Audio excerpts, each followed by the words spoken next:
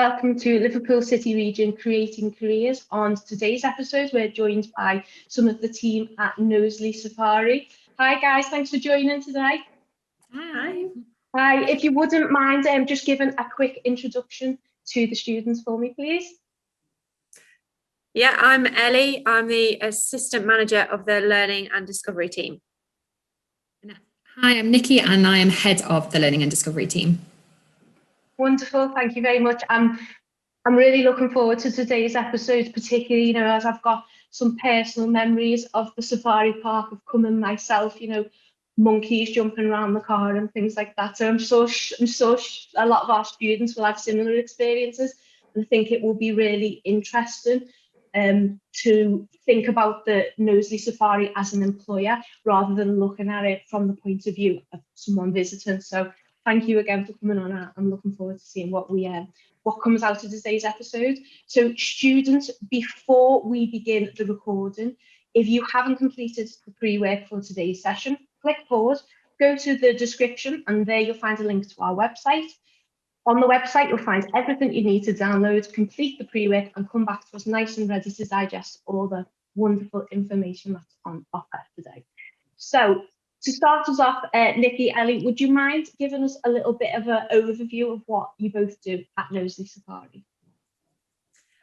Yep, so I sort of help Nikki with managing the Learning and Discovery team, but I also deliver everything that we do as well. So that is school visits, animal experiences, things with groups out in the community as well, home educators, uniform groups.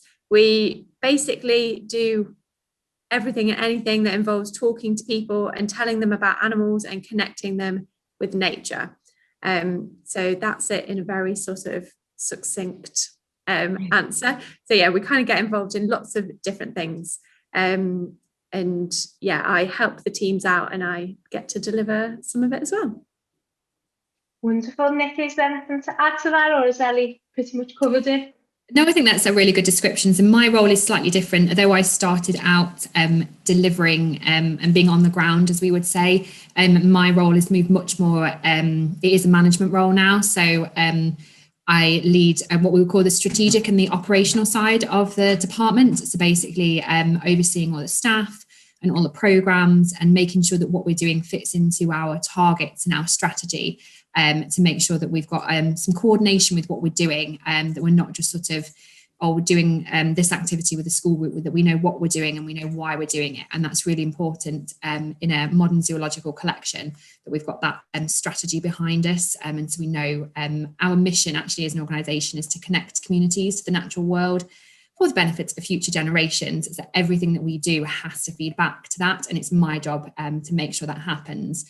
And Ellie supports me with that. But I don't actually do much of the on the ground delivery as much anymore. Oh, lovely. Thank you for the overview. What attracted you both to working at somewhere like Knowsley Safari? So I'd worked at other zoos and safari parks before, and had ended up in kind of an education role, so doing like VIP experiences or teaching school groups.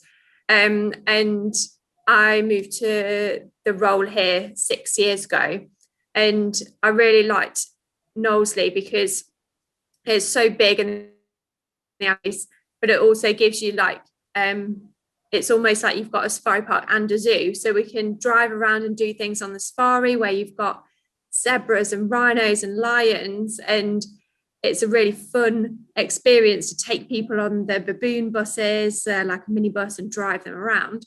But then we've also got what we call the foot safari, which is a bit more like a zoo. So as you walk around that again leads itself to different activities. So it's almost like you had both, and you could get involved in both here.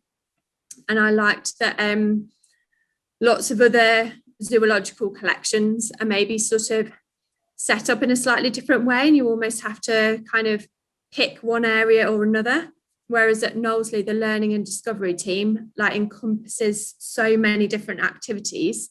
So it was great to be able to get involved in so many different things. Whereas at other places, I was either just doing the animal experiences or just doing school groups. Whereas here you could kind of get involved in lots of different things. So that's initially what attracted me to the role, and yeah, haven't really looked back since. So yeah, still going well.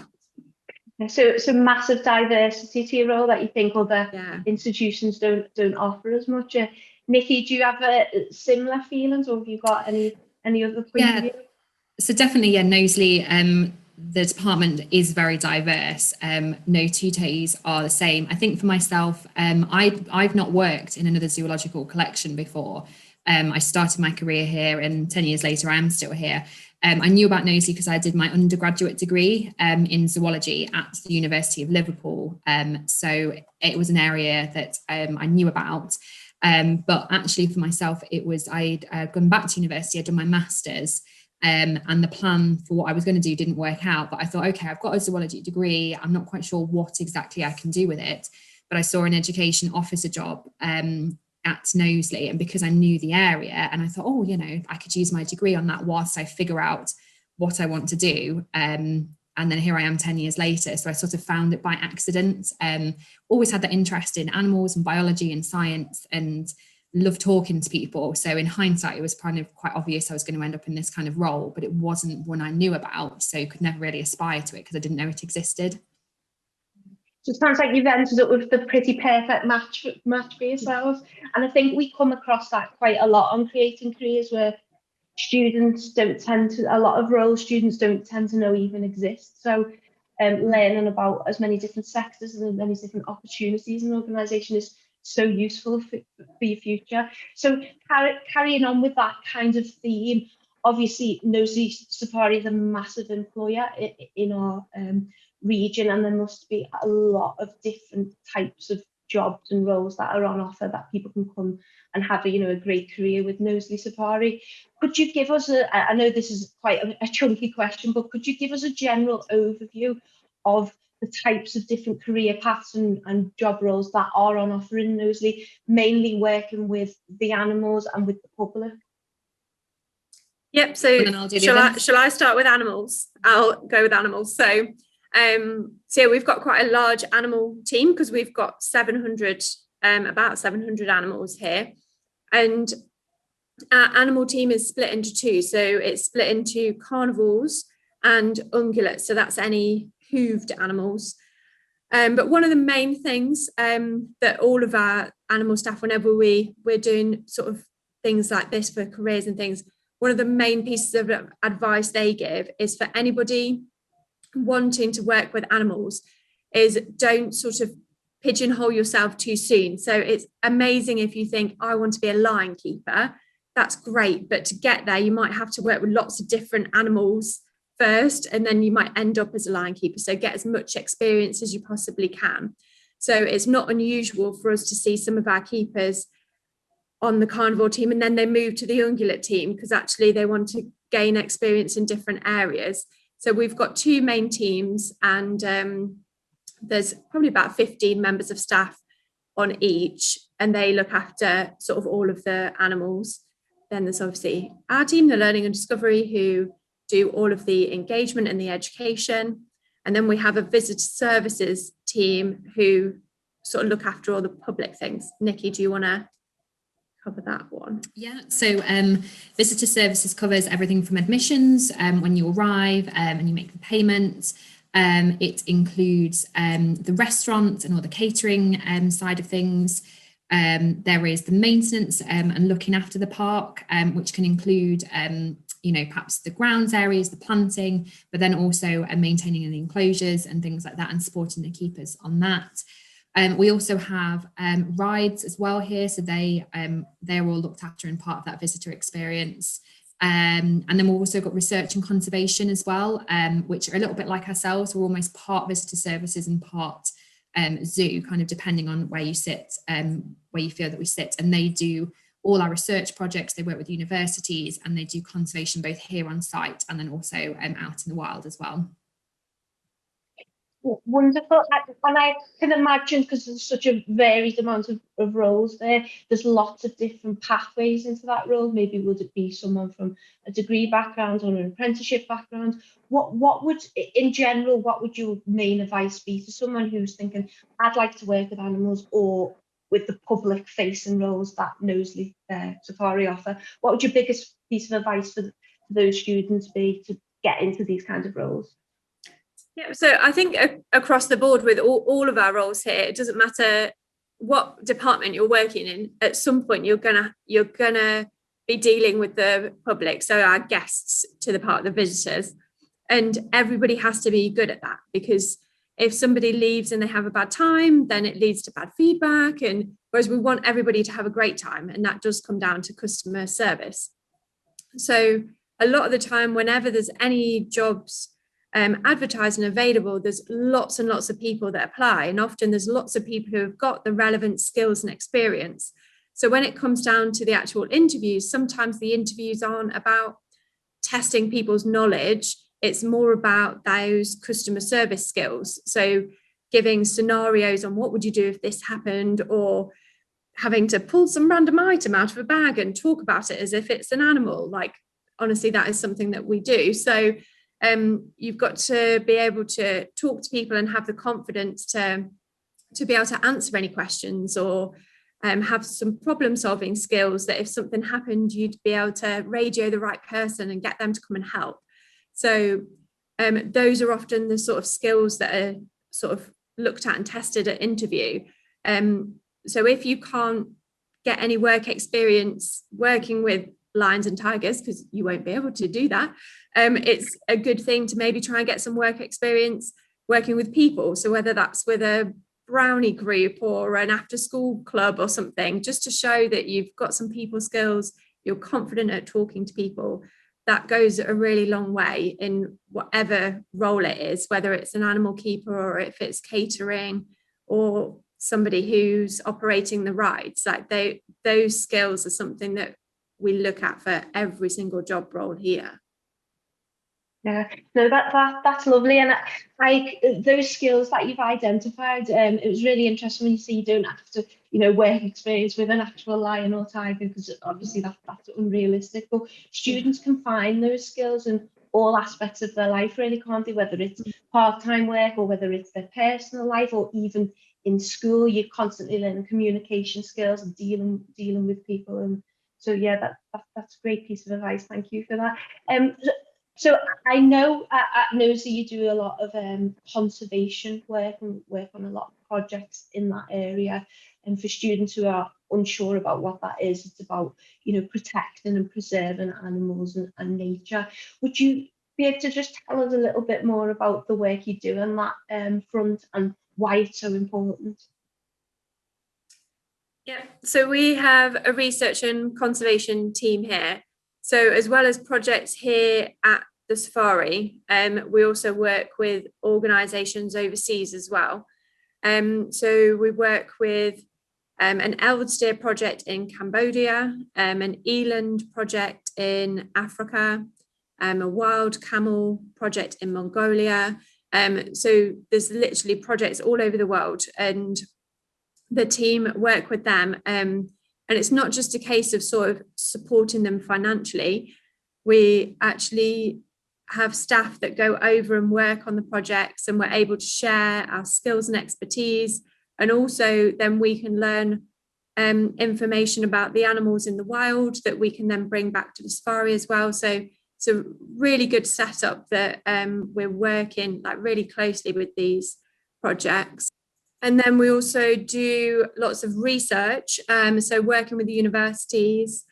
So students will come here and do their research projects, maybe their undergraduate projects or their master's projects. But then we also work with different universities, like we've got a project at the minute with Liverpool John Moores University, and they are using a drone and a thermal imaging camera to, and they fly it over the safari, and they're teaching the camera how to basically count animals using a thermal image fingerprint, which is super interesting. and amazing. So it would fly over the safari and it can tell us that we've got 7 rhinos and there's 100 baboons and there's 3 staff members in that area. But eventually, once they've honed the technology, you'd be able to take it over to Africa and it could help with the anti-poaching crisis out there. So it's great that we can support these projects. So obviously you can't go out and fly a drone in Africa and then, oh, let's just land it and tweak this and go back to our office and sort this out, whereas we can help with that kind of research here. So that covers a bit of research and conservation, I think.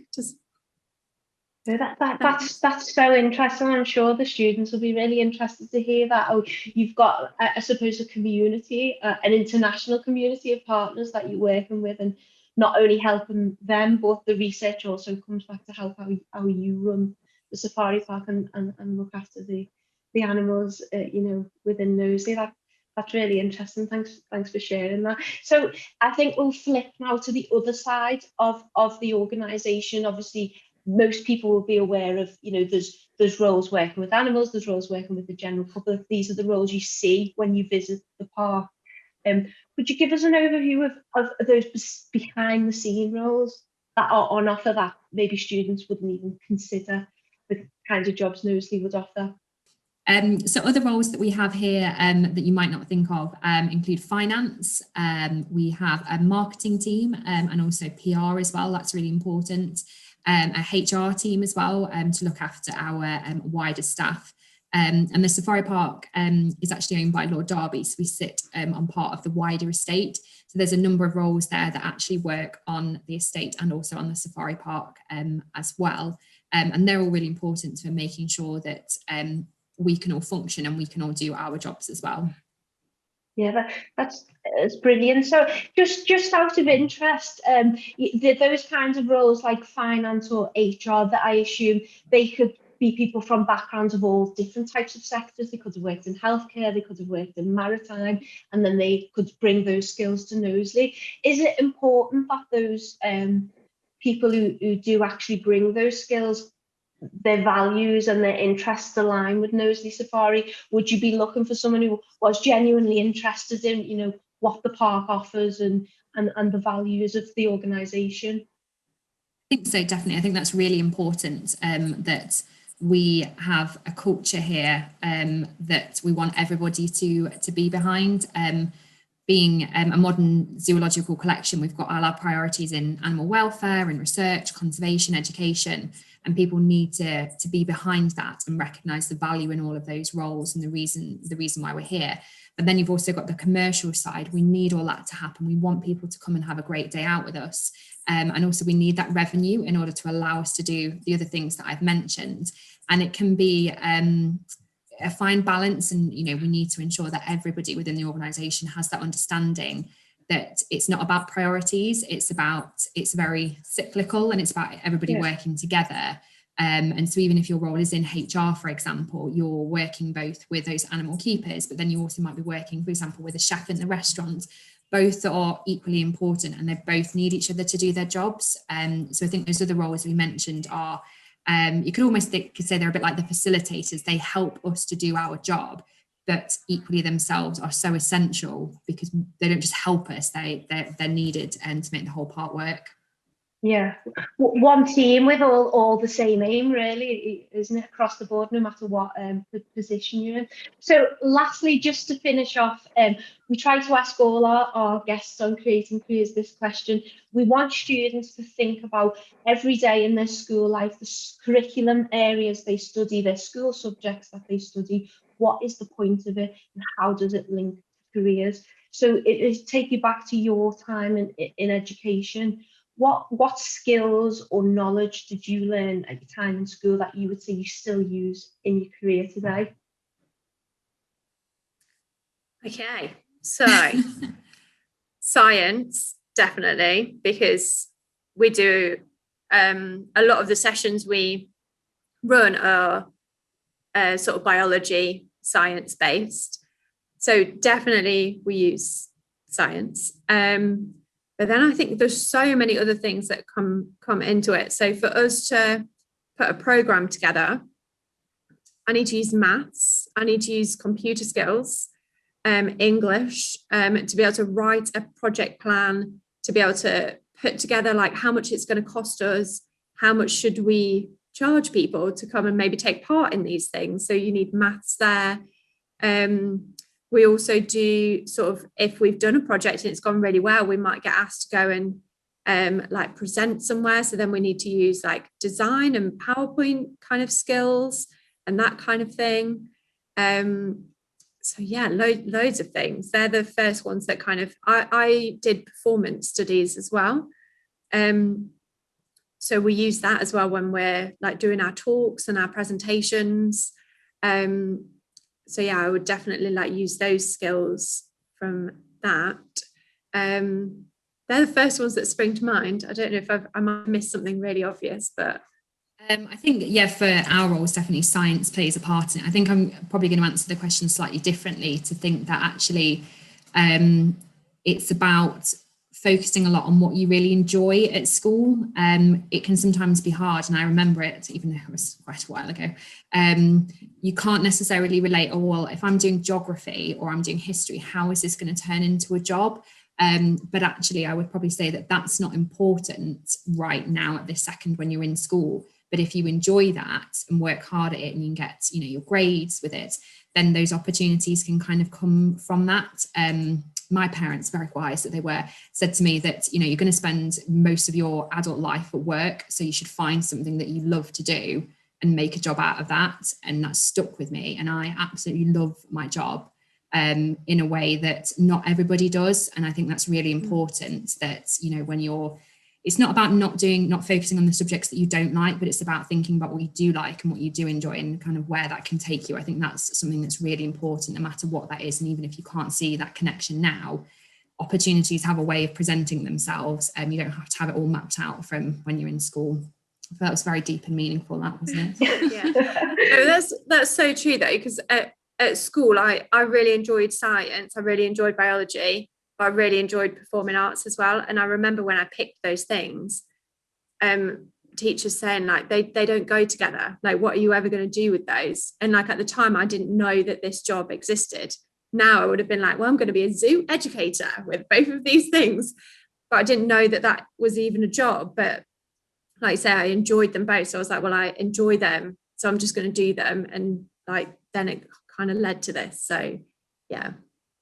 No, that's really interesting. I suppose if you have a passion for something and you work hard and you keep going, you make it work. But you adapt things and make it work to suit your skills. So that's really, really interesting. Thank you so much. So we've come to the end of today's episode, and I really do want to thank you both.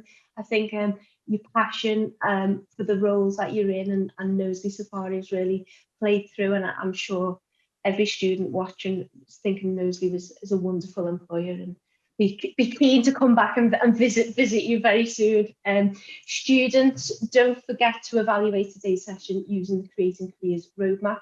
If you haven't got a copy of that, again, the description below, all the links are there that you need to go to our website and download everything there. If you've got any extra questions based on today's session, send them into careershub@growthplatform.org.